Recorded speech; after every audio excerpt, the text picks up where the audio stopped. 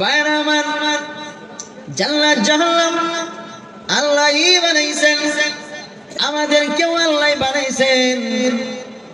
আমাদেরকে কৃষ্ণ বানায় নাই, গৌতম বুদ্ধ আমাদেরকে বানায় নাই, আমাদেরকে আমাদের মালিক আল্লাহ তাআলাই বানাইছেন। ঠিক না বেঠিক? রব হিসেবে আমরা আল্লাহকে শুধু মানি, এক আল্লাহ মানি, ওয়াহদানিয়তের বিশ্বাস, আল্লাহ ছাড়া কোনো মাবুদ নাই।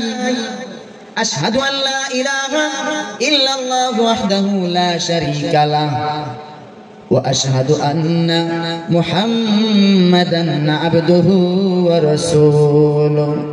আমরা সাক্ষী দিয়েছি আল্লাহ ছাড়া কোনো উপাসনার উপযুক্ত আর কোনো মাবুদ নাই। আল্লাহর একত্ববাদের স্বীকারোক্তি আমরা দিল থেকে মুখ দিয়ে দিয়েছি, অন্তর দিয়ে বিশ্বাস করেছি, আর জবান দিয়ে স্বীকারোক্তি করেছি, আওয়াজ করেছি। আমরা বলেছি আল্লাহ যে এক, মুহাম্মদ সাল্লাল্লাহু আলাইহি সাল্লাম আল্লাহর রাসূল, আল্লাহর পাঠানো বান্দা এবং রাসূল। শুধু রাসূল নয়, প্রথমত আল্লাহ তাআলার বান্দা, এরপরে রাসূল। ঠিক না বেঠিক? আল্লাহর বান্দা এবং রাসূল সবকিছু বিস্তারিত আল্লাহ এবং রাসূল আমাদেরকে দেখাইছেন, আল্লাহ এবং রাসূল আমাদেরকে বিস্তারিত বলে গেছেন। এখন যদি আপনি জান্নাতের রাস্তা ছাইরা দিয়া জাহান্নামের রাস্তায় হাঁটেন, তাহলে বলেন এত নিয়ামত আল্লাহ তাআলা আমাদেরকে দিয়েছেন। আল্লাহ বলেন আসমান থেকে পানি আমি নাজিল করি। কেন নাজিল করি? এমন ভাবে পানিটা নাজিল করি ডাইরেক্ট তোর জমিনও ঢালি না। যদি ঢাইলা দিতাম তাহলে একটা ফসলও থাকতো না, শুধু ডাঁটাগুলো দাঁড়ায় থাকতো। ঝর্ণা সিস্টেম করে দিলাম, তোদের মাথার উপরে ঝর্ণা সিস্টেম করে দিলাম, মিকাইলের দায়িত্ব দিলাম। আর বললাম রে মিকাইল, পাঁচ গাঁয়ের মানুষের পানির দরকার, বৃষ্টি দরকার, বারবার বৃষ্টি চাই, যাও তোমার চাবুক মারিয়া পাঁচ গাঁও পানি ডালো, বৃষ্টি নাজিল করো। মিকাইল চাবুক মারিয়া ওই মেঘগুলোকে দৌড়াইয়া, আপনি তো দেখতেছেন মেঘমালা আসমান দিয়ে ধরতেছে, মূলত তাদের পিছনে মিকাইল ফেরেশতা আছেন না নাই? মিকাইল চাবুক মাইরা ওই যে ব্রাহ্মণবাড়িয়া থেকে মেঘমালারে চাবুক মারতে মারতে পাঁচ গাঁয়ের উপর আনছেন, আইনা ঝর্ণার মধ্যে ডালছেন, পানিগুলো ঝর্ণা সিস্টেম বানাইয়া নিচে নামাইছেন। কেন নামাইছেন? কারণ তোমার ফসলগুলো ফলবে। বৃষ্টি নাজিল না হইলে জমিন মরিয়া যাবে, ফসল জমিন ছাড়বে না, উদ্ভিদ জন্মাবে না, গাছপালা জন্মাবে না, ফসল জন্মাবে না। আল্লাহ বলেন আসমান থেকে বৃষ্টি নাজিল করি আমি আল্লাহ, তোর ফসলগুলো ব্যবস্থা করে দিই, তোর খাবারের ব্যবস্থা করে দিই। কেন করি জানো নি? কারণ আমি আল্লাহ তোমারে বানাইছি, তুমি না আমার গোলাম, তুমি না আমার ইবাদত করবে, তুমি না আমার ডাকবে, তুমি না আমার সেজদা দিবে, এজন্য আমি তোমার সব কিছুর আয়োজন করলাম। বান্দাবান্দি রে, কোন এলাকার মধ্যে মিঠা পানি দিলাম, কোন এলাকার মধ্যে লবণাক্ত পানি দিলাম, মিঠা পানিও দিলাম, লবণাক্ত পানিও দিলাম। মিঠা পানি কেন দিলাম? মুফাসসিরিন কেরাম তাফসীরের কিতাবে লেখেন, মিঠা পানি আল্লাহ আমাদেরকে দিয়েছেন মিঠা পানি পান করার জন্য, আমাদের ব্যবহারের জন্য। লবণাক্ত পানি কেন দিয়েছেন? ওই যে অনেকগুলো নাপাকি এবং বিষাক্ত জীবজন্তু মরিয়া পচিয়া ফুলিয়া ধ্বংস হয়ে যায়, ওইগুলো বৃষ্টির পানির মাধ্যমে লবণাক্ত পানির মধ্যে ঢুকাইয়া তার পয়জন গুলো আল্লাহ পাক ধ্বংস করে দিবেন। আর যদি লবণাক্ত পানির মাধ্যমে পয়জন গুলো ধ্বংস না করেন, তাহলে আমাদের শ্বাসের সাথে আমাদের ভিতরে ঢুকবে, ঢুকে ভিতরে সমস্ত ফার্স্ট যা আছে সব ধ্বংস হইয়া যাবে। আল্লাহ বলেন তুমি তোমার চোখে যত নিয়ামত আমার দেখো, নিয়ামত গুলো আমি আল্লাহ তোমাকে দিলাম, যা তুমি দেখো না রে বান্দা, ওইগুলো কিন্তু আমি দিলাম। কেন দিলাম? কারণ তুই আমি আল্লাহর সেজদা দিবি, আমার গোলামি করবি, আমারে ডাকবি, আমি আল্লাহ তোর ডাকে সাড়া দিব। সব মানুষ যখন রাতের বেলা ঘুমায় যায়, আল্লাহ বলেন আমি ঘুমাই না, কারণ আমার বান্দা বান্দি গুলো আমি যদি ঘুমায়া যাই, তাহাজ্জুদের মুসল্লায় বসে বসে সিজদা দিয়া আমি আল্লাহর সিজদা দিয়া চোখের পানি সাইরা দিয়া কাঁদবে।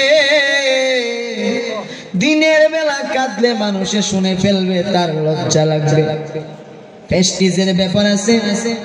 আল্লাহ বলেন এই জন্য রাতের বেলায় আমি অপেক্ষা করি, প্রথম আসমানের মধ্যে আইসা ডাকাডাকি করি, আইরে গোলাম কে তোমরা আছো, কার গুনাহ মাফ চাইতে হবে, কে গুনাহ বেশি করে ফেলেছো, কার রিজিক লাগবে, কার সন্তান কথা শুনে না, কার বিদেশ যাইতে হবে, কে অভাব অনটনে আছে, আমার কাছে বলো, আমি আল্লাহ তোমারে দেওয়ার জন্য প্রস্তুত হয়ে রইলাম।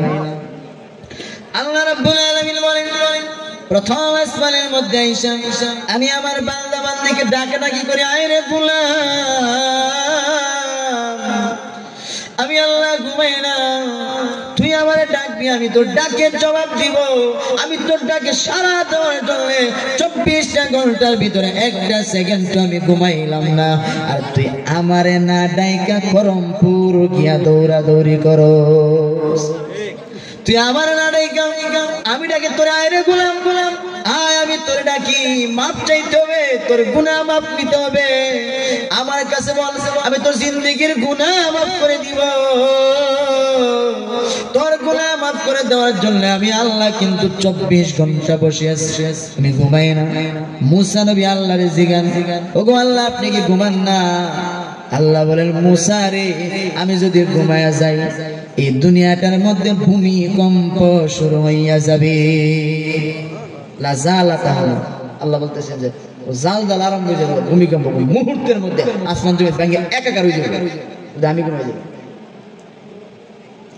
আল্লাহ রাব্বুল আলামিন বলেন রে বান্দা বান্দি, আমি আল্লাহ 24 ঘন্টার ভিতরে ঘুমাইলাম, কিন্তু তোরে আমি ঘুম পাড়াই। কেন ঘুম পাড়াই? কারণ তুই না মানুষ, তুই না দুর্বল, তুই দিনের বেলা রিক্সা চালাবি, ভ্যান গাড়ি চালাবি, খেতে খামারে কাজ করবি, ড্রাইভিং করবি, পরিশ্রম করবি, ক্লান্ত শ্রান্ত হয়ে যাবি, রাতের বেলা ঘুমায়া যাবি, 7 ঘন্টা 6 ঘন্টা 8 ঘন্টা ঘুমাবি, ঘুমের মাধ্যমে আমি আল্লাহ তোর শরীরটারে পূর্ণ আবার তুই পূর্ণ শক্তি লইয়া, এনার্জি লইয়া পরের দিন ঘুম থেকে ওইটা আবার তুই কাজে যাবি। আল্লাহ বলে দিনের বেলা 10 জন, রাতের বেলা 10 জন, 20 জন ফেরেশতা তোর পেছনে দৈনিক আমি নিযুক্ত করে দিলাম, কারণ তুই আমার গোলাম, তুই আমারে সিজদা দিবি, তুই আমারে সিজদা দিবি। আমি আল্লাহ এই আশায় তোর জিহ্বার দিকে তাকায় থাকি, কোন সময় তুই একবার আল্লাহ বলে ডাক দিবি। আল্লাহ রাসূল বলেন আল্লাহ রাব্বুল আলামিন কাফেরের জিহ্বার দিকে আল্লাহ তাকায় থাকে, কোন সময় কাফেরটা একবার আল্লাহ কয়া বানাই, কোন সময় একবার কয়া নাই, আল্লাহ যা করছি ভুল করছি, 60 বছর ভুল করছি, অন্যায় করছি, আল্লাহ মাফ করে দেন। আল্লাহ বলেন মাফ করে দেওয়ার জন্য 24 ঘন্টা তাকায়া থাকি। আর হে করমপুরিয়া বাবাটা এও সাদা তো যাইতো ইয়া সূরা গরা সূরা আলহামদুলিল্লাহ কুল হুয়া ইয়াসিন করে আল্লাহ করে জাবরস কোরআন থেকে পড়িয়া জিয়ারত করতে গিয়া কইতে বাবা লালাল শাহজালাল যা লাগে সব আপনি দেন, আমার ছেলে লাগবে, মেয়ে লাগবে, বাবার শাহজালাল লাগিয়ে কইতে তোর এই কথা তোরে কেটা কইছে? তুমি কেন বলো যে আল্লাহর দন রাসূলের দিয়া গেলেন আল্লাহ গায়ে বইয়া, রাসূলের দন খাজাই ভাইয়া বইসা রইছে, শুয়া রইছে আজমিরে, কেউ ফিরে না খালি হাতে খাজা বাবার দরবার, তুমি কেন এই কথা বলো? তুমি কই দাঁড়ো না যে আল্লাহ তোমার দরবারে কেউ ফিরে না খালি হাতে, আর বাবা তোমার দরবারে মাটির হাঙ্কি লইয়া দৌড়াদৌড়ি করে, একটু যদি সিন্নি কম পড়ে কিলা কিলির ধুম পড়ে। এই কথা কই দাঁড়ো না, আল্লাহ তোমার দরবারে কেউ ফিরে না, আল্লাহ নি কথা বলবে। বাবা হুজুরে শরীফ হুরে নুরে করে তারিফ, কেউ বলে মদিনা শরীফ, কেউ বলে খানায়ে খোদা, তুমি খুদা তুমি রাসূল, তুমি খুদা তুমি রাসূল, তুমি ভান্ডারি বাবা, লাইন সারা চলে না রেলগাড়ি। রেলগাড়ি তো বুঝবো ঠিক নেই, কইলে কইব আইসিন এবার লোক ভাইরা আমার আল্লাহ রাব্বুল আলামিন ভাইরা আমার যে কথা বলতেছিলাম আল্লাহ রাব্বুল আলামিন আমাদেরকে পাঠাইছেন আল্লাহ ইবাদত দাসত্ব গোলামি করার জন্য।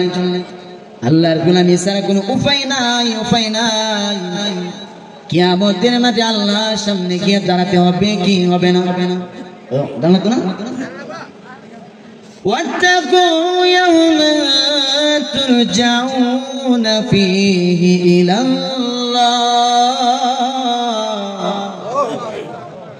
ওই দিনকে ভয় করো যেই দিন আল্লাহর সামনে তোমাদের সকলেরই দাঁড়াতে হবে।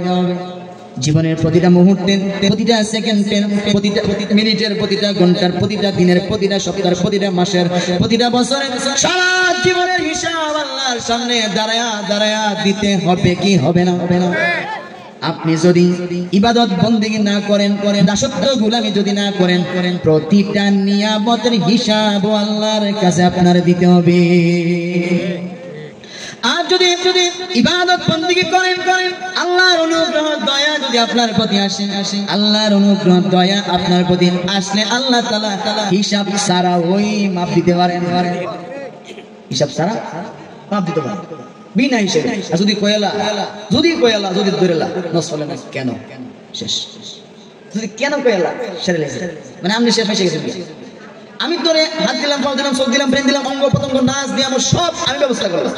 আমি ঘুমাইলাম না, তুই ডাকতে আমি শুনতাম, তোর কিটা লাগবো, কখন লাগবো, কোন সময়।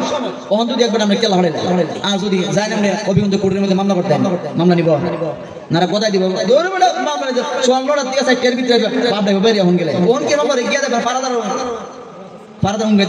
ঠিক নেই মামলা নিব।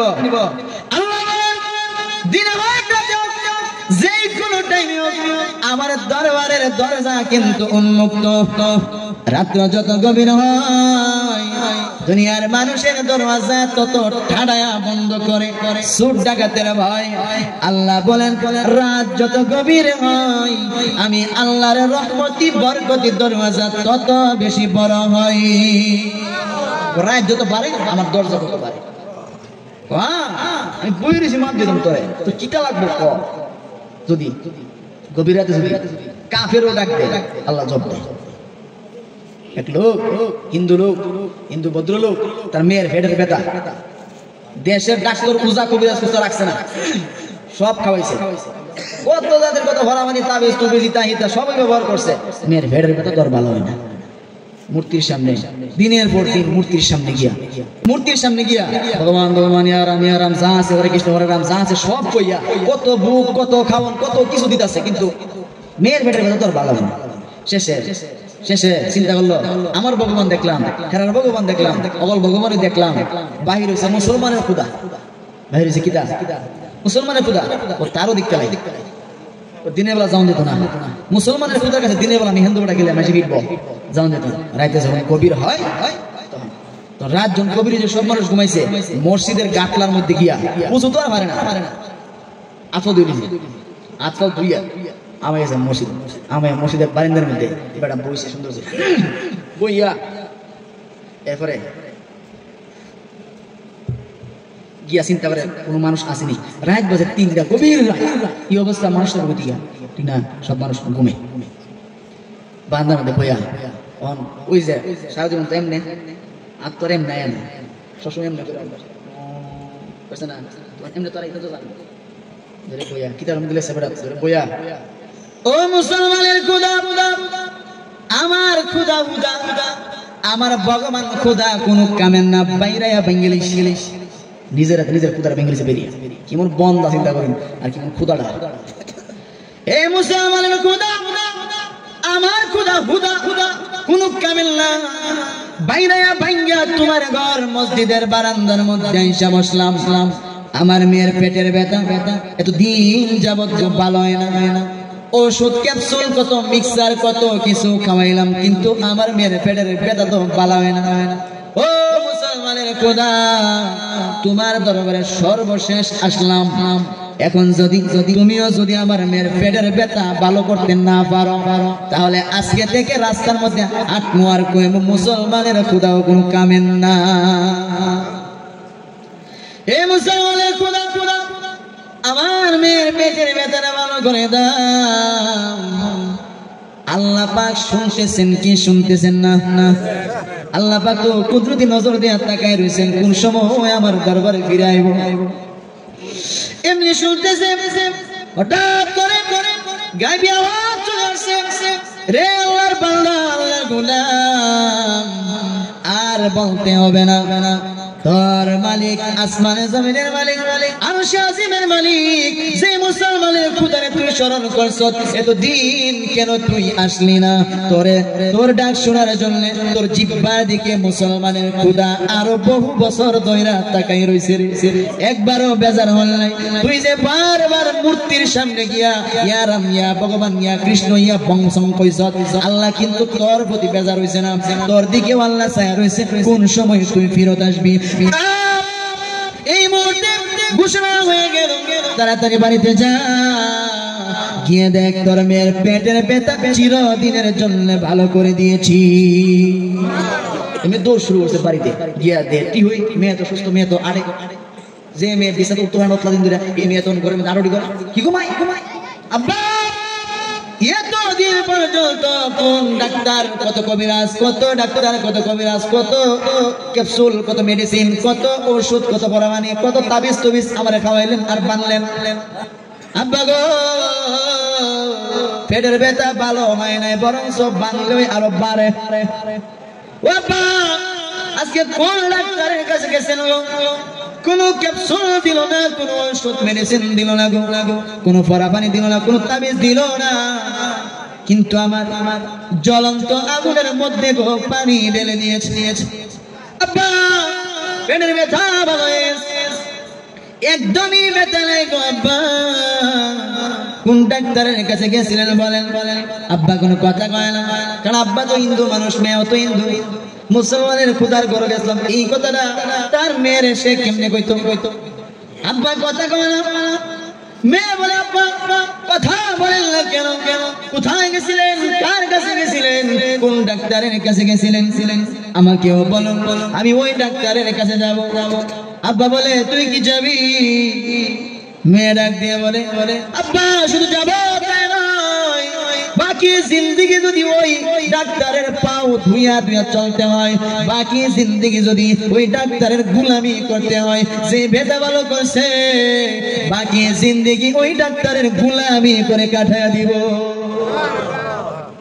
আব্বা বলে, তাহলে রেডিও গোসল কেন? গোসল নিব কেমন? ডাক্তারের কাছে গেছিলাম, যার কাছে যাইতে গেলে পবিত্র হওয়া লাগে গো।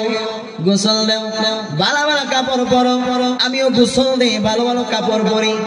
গোসল দিয়া আব্বা তার কন্যাকে সাথে লইয়া গভীর রাতে মসজিদের ইমাম সাহেবের দরওয়াজায় আসসালামু আলাইকুম হুজুর, বহুদিন পর আসল মালিকের সন্ধান পাইছি। এতদিন জীবন কাটিয়ে দিলাম পাপের রাস্তায়, ভুল রাস্তায় কাটিয়ে দিলাম, আসল মালিকের সন্ধান পাই নাই গো। আজকে আসল মালিকের সন্ধান পাইছি। ইমাম সাহেব দেন গো কালিমাটা পড়াইয়া দেন। আজকে থেকে আর হিন্দু আমি থাকতে চাই না গো, সব ভগবান দেখে লাইছি। অরিজিনালি আসল ভগবান হইল, আসল মালিক হইল মুসলমানের খোদা। কালিমা পরে আমার এখন মুসলমান বানায় দেয়, আমি আর আমার মেয়ে কালিমা পরে মুসলমান হয়ে গেছে। আল্লাহ তো এমন বান্দা যেখান থেকে আল্লাহ ডাক দেয়, আল্লাহ তার বান্দার ডাকে জবাব দেয় কি দেয় না? হে যুবক ভাই, তুমি যে যৌবনের মধ্যে তুমি আছো, যুবক অবস্থায় তুমি আছো, আল্লাহ রাসূল বলেন এই যৌবন কালের 15 বছর বয়স থেকে নিয়ে 50 বছর কাল পর্যন্ত এই যে কালটা, এই কালটার ওই আল্লাহ এবং রাসূলের কাছে বড় দাম। আওয়ামী লীগেও তোমার এই কালে ওই টানবো, বিএনপিও টানবো, জামাত ইসলামও টানবো, লাঙ্গলেও টানবো, জাসদেও টানবো, এমনকি শয়তানেও টানবো। কথা বলেন না, শয়তান টানতো না। আল্লাহ রাসূল বলেন এই কালে যদি সব কিছু বাদ দিয়া আল্লাহর কুদরতি পায়ে সেজদা দেস, তুই জানোস না তোর সেজদার ওজন কেমন? যুবক রে, আল্লাহর রাসূল বলেন তোর সেজদায় জমিন থরথর করে কাঁপতে শুরু করে। তোর সেজদার এমন লোড, তোর সেজদায় জমিন কাঁপে। তোর সংবাদের এমন লোড, তোর যুবক যৌবন কালে যদি আল্লাহর ইবাদত দাসত্ব গোলামি যদি যুবকে করে, এই যুবকটা যখন মারা যায় আল্লাহর রাসূল বলেন ইহতাজা আরশুর রহমান, রহমানের আরশ পর্যন্ত থরথর করে কাঁপতে থাকে। এই যুবকের এমন দাম, যে যুবক নামাজি, দিনদার, মুত্তাকি, সুদ খায় না, ঘুষ খায় না, মিছা কথা বলে না, অন্য বিড়িদের সাথে লাইন মারে না, ফ্রি টক টাইমে SMS মহিলার মেয়েরা করে না, বেগানা মহিলার সাথে ডেটিং ফেটিং করে না। যদি কয় লাভ ইউ বা দাদা লাভ ইউ, ইন্নী আখাফুল্লাহ, আমি তো আল্লাহর ডরাই, আমি আল্লাহর ডরাই, আল্লাহর সামনে আমার দাঁড়াইতে হবে। মানে আছে জুলাইকা ইউসুফের ঘটনা। জুলাইকা বলছিলেন হে ইউসুফ, তুমি এত সুন্দর। জুলাইকা তার যৌবনের দিকে, ওই দিকে তাকে নিয়ে যাওয়ার জন্য তখন চেষ্টা করতেছে। ইউসুফ তুমি এত সুন্দর। ইউসুফ নবী বলেন আমি কি এর সুন্দর? সুন্দরের দেখছো কি? এই জমিন এই সুন্দর রেখায় লইব। ইউসুফ তোমার চোখগুলো কত সুন্দর। ইউসুফ নবী বলেন এই চোখ দিয়া বেগানা দেখলে আল্লাহ আগুন সীসা গরম করিয়া চোখের মধ্যে ঢাইলা দিব। ইউসুফ রে, দেখতে তুমি বড় স্মার্ট, স্মার্ট মারাইও না, জাহান্নামের আগুন দাউ দাউ করে জ্বলতাছে। এটা বুঝেন? এই যদি হয় যুবকের চরিত্র, আল্লাহ রাসূল বলেন এরকম যুবক যদি হয় জমিনের মধ্যে সেজদা দিবি, তোর সেজদার ওজন, তোর সেজদার লোড জমিন বহন করতে পারে না, জমিন থরথর করে কাঁপা শুরু করে।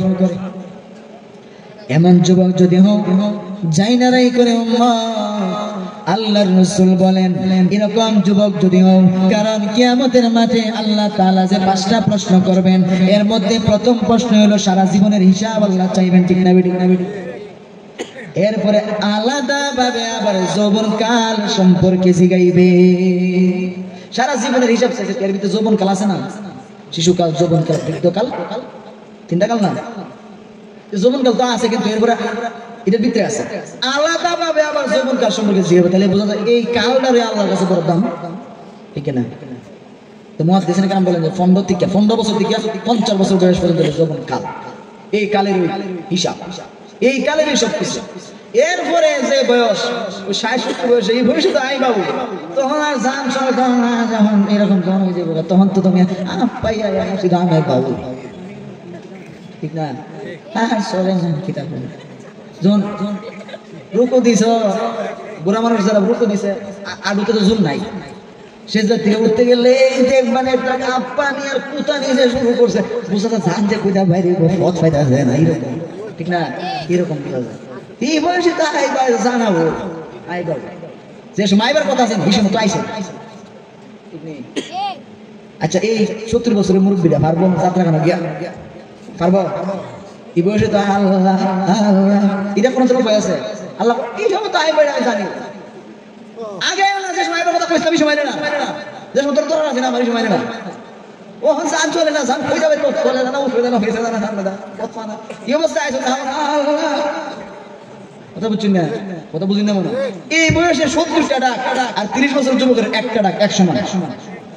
30 বছরের ফলে যখন একবার আল্লাহ ডাক দেয়, আল্লাহ আমি 70 বার জবাব দেই, আর বুড়া যখন আল্লাহর ডাকে, ওই জোয়ান বয়সে কোনো বালা কাম করছে না, নেক কাজ করছে, সব কামের কাম করছে, এই বুড়া যখন ডাকে আল্লাহ আমার গুসা উঠে বুঝলাম, ওখান হের আমার বুড়া ডাকি দা, এই যে বয়স 70 গেছে, আর আগে যদি ইবাদত বন্দি করে দেয়, আগে মনে ফাতলা মারছে, কাদের মামুন ফাতলা মারছে, ফাতলা আইছে, তবু আইসে গেছে, আল্লাহ খাতার মধ্যে নাম আছে, আল্লাহ তারা ভালোবাসে, ঠিক না? 70 বছর কাটাইলেছি, একবারে পশ্চিম মধ্যে উষ্টাকায়ও করছে, যদি করছে ইন্দারিলে পশ্চিম মধ্যে করেছি, মানে উষ্টাকায় পশ্চিম মধ্যে করছে, এবারে 70 বছর পরে যে বয়সে এই বয়সে আল্লাহ ডাকলুই কিতা, না ডাকলুই কিতা, ঠিক নেই? রসুল একটা হাদিস আছে, হাদিসটা রসুল বলেন রে যুবক 15 বছর বয়স থেকে 50 বছর বয়সটা বড় আল্লাহর কাছে বড় দামি। এই বয়সে যদি একবার আল্লাহরে ডাক দেও, আল্লাহ তাআলা 70 বার জবাব দেন। এক হাত আগাইলে আল্লাহ 3 হাত আগান। তুই হাইটা হাইটা মসজিদের দিকে আগাবি, আল্লাহর কাছে হাইটা হাইটা আগাবি। আল্লাহ বলেন আমি আমার রহমতকে দৌড়ায়া তোর দিকে পাঠাই। আল্লাহ রাসূল বলেন যৌবন কালে যদি ইবাদত বন্দেগী দাসত্বগুলো আমি আল্লাহ করে থাকো, বুড়া বয়সে বয়স যখন 70 65 75 80 85 90 95 হয়ে যাবে, আর যখন শীতের রাত ওইটা তাহাজ্জুদ করতে পারবি না, এমনকি আশারের নামাজও মসজিদে হাইটা গিয়ে শীতের ঠান্ডার কারণে গিয়ে পড়তে পারবি না। ও বান্দা চাই না রাখিস, যৌবন কালে যদি পয়রা থাকোস রে, আমি আল্লাহ তোরে পেনশনের ভাতা দিয়া দিব। পেনশনের ভাতা বুঝেননি? 50 বছর বয়স পর্যন্ত, 15 থেকে 50, এই বয়স যদি আল্লাহ ইবাদত বন্দেগী এই বয়সে করে থাকে, বুড়া বয়সে না করতে পারলেও আল্লাহ রাসূল বলেন আমল নামার মধ্যে আল্লাহ লিখতে থাকে যে বান্দা করতেছে। যৌবন কালে যদি বান্দা ওয়াজ মাহফিলে গিয়ে থাকে, বয়স হয়ে গেছে, শীতের ঠান্ডার ডরে এখন ওয়াজ মাহফিলে যাইতে পারে না, বাড়িতে বৈশা বৈশা বুড়াটা কান্দে, খোদা গো তোমার নবী বলছেন যে এখানে দিনের আলোচনা হয়, 1টা ঘন্টা দিনের আলোচনা বৈশা বৈশা শুনলে গো 100 বছরের নফল ইবাদতের সওয়াব আমলনামার মধ্যে দেওয়া হয়। তোমার নবী কইছে ও প্রভু, বাড়ির কাছে 5 গাঁও মসজিদের মধ্যে ওয়াজ হইতেছে, আমি কিন্তু ঠান্ডার ডরে যাইতে পারতেছি না, হাত পাও কাঁপে। আল্লাহ যদি শরীরে শক্তি থাকতো আমিও কিন্তু যাইতাম। এই যে আফসোসটা বুড়াটা বাড়িতে বৈশা করতেছে, আল্লাহ রাসূল বলেন আল্লাহ তাআলা ফেরেশতাদেরকে ডাক দিয়া বলেন আমলনামার মধ্যে লেখা দে মাহফিলের মধ্যে উপস্থিত ছিল।